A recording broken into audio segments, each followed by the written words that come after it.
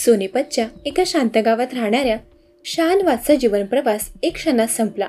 एका रात्री तो आपल्या पत्नीसोबत मोटरसायकलवरून जात असताना त्याच्यावर हल्ला झाला आणि त्यात त्याचा मृत्यू झाला. पोलिसांना हे प्रकरण सुरुवातीला एक साधा लूटमारीचा गुन्हा वाटला, पण जसजसा तपास पुढे सरकत गेला तसतसे या प्रकरणातील धागेदोरे अधिक गुंतागुंतीचे होत गेले. शाहनवाजची पत्नी मैफरीन, जी या घटनेची एकमेव साक्षीदार होती, तीच पोलिसांच्या संशयाच्या केंद्रस्थानी आली. तिच्या अश्रूंमागे आणि दुःखाच्या मुखोट्यामागे दडलेलं सत्य उजेडात आल्यानंतर सगळ्यांनाच धक्का बसला. एक निर्जन रस्त्यावर झालेला हा अपघात होता की प्रेमाच्या नात्यातील विश्वासघाताचा कट. एका कोडवर्डने या गुन्ह्याचं रहस्य उघड केलं. पण त्यामागील खरी कहाणी काय होती या प्रश्नाचे उत्तर जाणून घेण्यासाठी बघूयात सविस्तर घटना. सोमवारची रात्र होती. काळोख पूर्णपणे पसरलेला होता आणि रस्त्यावर मोजक्याच गाड्या दिसत होत्या.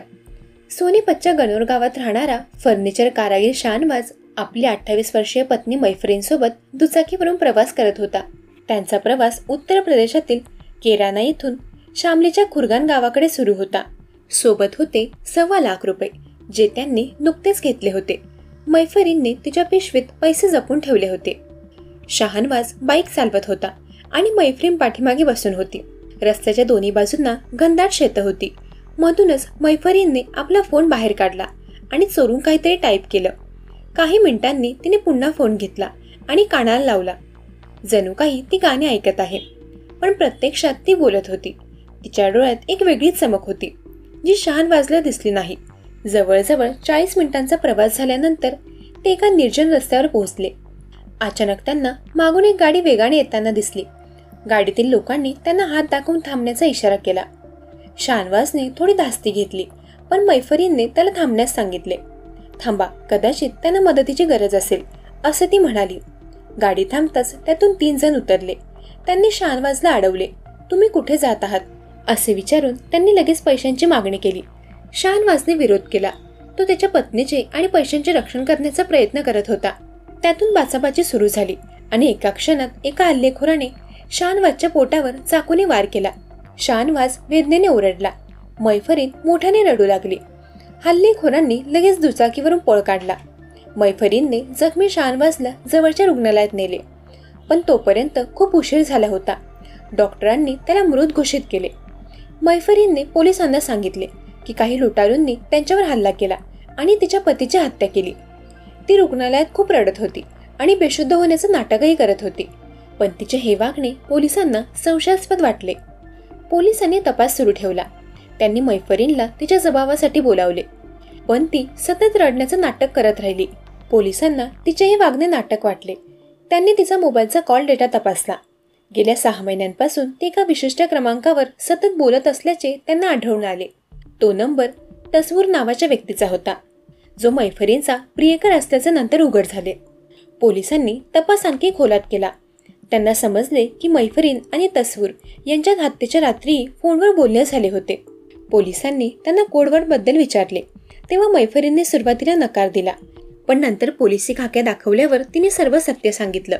मैफरीन आणि तस्वूर यांनी हत्येच्या कटासाठी एक विशिष्ट कोडवर्ड तयार केला होता. मंजिल आने वाली है, पूल पार करो, बस थोडा इंतजार करो. या कोडवर्डचा अर्थ असा होता, मंजिल आने वाली है म्हणजे खुरगान रोड येत आहे, जिथे हत्येचा कट रचला होता. बस थोडा इंतजार करो याचा अर्थ आम्ही लवकरच त्या ठिकाणी पोहोचणार आहोत. पूल पार करो म्हणजे आमच्या बाईकच्या मागे राहा. मैफरीनने शाहनवाजसोबत घरातून निघाल्यापासून तस्वूरला फोन करून त्यांचं लोकेशन दिलं होतं. तस्वूर आणि त्याचे साथीदार त्यांच्या बाईकचा पाठलाग करत होते. जेव्हा ते निर्जन ठिकाणी पोहोचले तेव्हा मैफरीनने फोनवर हा कोडवर वापरला आणि लगेचच तस्वूर आणि त्याच्या साथीदारांनी शाहनवाजवर हल्ला केला. 3 दिवसांपूर्वी शाहनवाजने मैफरीनला तस्वूरसोबत फोनवर बोलताना पकडले होते आणि तिला मारहाण केली होती. या घटनेमुळे मैफरीन प्रचंड संतापली होती आणि हे सगळं तिने तस्वूरला सांगितले होते. त्या दोघांनी मिळून शाहनवाजचा काटा काढण्याचं ठरवलं. या कटाचा भाग म्हणून त्यांनी हे पैसे लुटले गेल्याचं नाटक केलं, पण पोलिसांच्या सतर्कतेमुळे त्यांचे बिंग फुटले.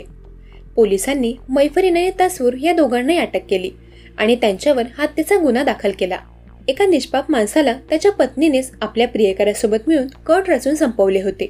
प्रेम आणि विश्वास या दोन्ही गोष्टींवर बसवलेला एक संसार एका क्षणात क्रूरतेच्या खेळाचा भाग बनला होता. या घटनेतून हे स्पष्ट होते की पती पत्नीच्या नात्यात विश्वास आणि संवाद किती महत्वाचा आहे. शानवाज आणि मैफरीन यांच्यातील संबंधात दुरावा निर्माण झाला होता, ज्यामुळे मैफरीनने तिच्या पतीला धोका दिला. पती पत्नीमधील वाद सोडवण्यासाठी हिंसा उपाय असू शकत नाही, हे शानवाजच्या मारहाणीच्या कृतीतून दिसून येते. पत्नीनेच प्रियकरासोबत मिळून पतीची हत्या केल्याने विश्वासघाताचा कळस गाठला गेला. मैफरीनने केवळ पतीची हत्याच केली नाही, तर ती स्वतःच एक गुन्हेगार बनली. हे दर्शवतं की कोणत्याही नात्यातील विश्वासघात केवळ एका व्यक्तीलाच नाही, तर संबंधितांनाही गुन्हेगारी मार्गावर घेऊन जातो. या प्रकरणात मैफरीन आणि तस्वूर यांनी मोबाईल फोन आणि कोडवर्डचा वापर करून गुन्ह्याचा कट रचला. तंत्रज्ञानाचा वापर फक्त चांगल्या कामासाठी नाही, तर गुन्ह्यासाठी कसा केला जातो याचंही उदाहरण आहे. यामुळे डिजिटल युगात प्रत्येक गोष्टीचा वापर किती सावधानपणे केला पाहिजे याचा बोध मिळतो. पोलिसांना मोबाईल कॉल रेकॉर्ड, मेसेज आणि कॉल डिटेल्सवरून या गुन्ह्याचा छडा लावता आला. यावरून हे लक्षात येतं की तंत्रज्ञान गुन्हेगारांसाठी सोयीचे असले तरी तेच त्यांच्यासाठी सापळा बनू शकते. त्यामुळे प्रत्येक डिजिटल पावलाचा मागोवा घेतला जातो. मैफरीनचं सतत रडणं आणि बेशुद्ध होण्याचं नाटक पोलिसांना संशयास्पद वाटलं. गुन्हेगार किती हुशार असला तरी तो एखादी चूक करतोच, जी पोलिसांसाठी तपासामध्ये महत्त्वाची ठरते. या घटनेत मैफरीनच्या अति अभिनयामुळे पोलिसांना तिच्यावर संशय आला, जो नंतर खरा ठरला. शानवाजने मैफरीनला मारहाण केल्यामुळे तिच्या मनात द्वेष आणि बदलाची भावना निर्माण झाली. या भावनेतूनच तिने एवढा मोठा आणि क्रूर कट रचला. हे दर्शवतं की राग आणि बदलाची भावना किती धोकादायक असू शकते आणि माणसाला टोकाची पावले उचलण्यास भाग पाडते. यावरून समजते की नात्यातील दुरावा आणि वैयक्तिक द्वेष अनेकदा गंभीर गुन्ह्यांना जन्म देतात. तंत्रज्ञानाचा वापर जरी सोपा असला तरी कायद्याच्या नजरेतून सुटणे कठीण आहे. प्रत्येक मानवी कृतीचे परिणाम असतात आणि कधीकधी हे परिणाम अतिशय भयंकर असू शकतात. दरम्यान या घटनेवर तुमची काय प्रतिक्रिया आहे ते कमेंट करून नक्की सांगा. जर तुम्हाला अशा सत्यकथांमध्ये रस असेल तर क्राईम कोड मराठी या यूट्यूब चॅनलला जरूर सबस्क्राईब करा. तोपर्यंत सतर्क रहा, सावधान रहा. धन्यवाद.